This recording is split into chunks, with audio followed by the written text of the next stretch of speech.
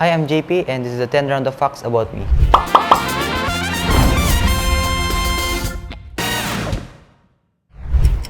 Una, mahilig ako sa sasakyan.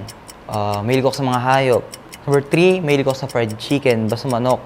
Adobong manok, sinigang na manok, tinolang manok. Mahilig ako mag-workout. Mahilig ako maglaro ng basketball. Number 5, I'm an Aquarius na ba?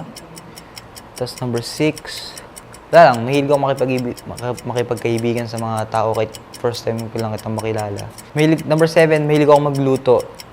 Mahilig din pala ako sa mga pupunta sa mga historical places, kagaya ng Luneta Park, tas yung Intramuros, tama, yun, mahilig ako punta yan, mga historical places, nga Intramuros, Luneta, ganyan.